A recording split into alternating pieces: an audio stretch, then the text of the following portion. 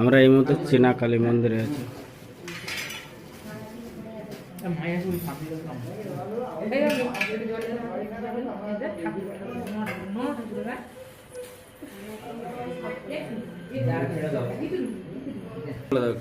আজকে মহালয়া অমাবস্যা, আজকে আমরা মায়ের কাছে সবাই আরাধনা করছি। সমস্ত ভক্তদের যেমন ঠিক হয়, এখানে আসলে সমস্ত ভক্তরা উপকার পায়।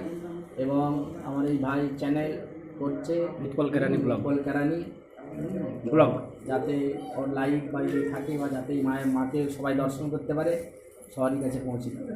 নমস্কার।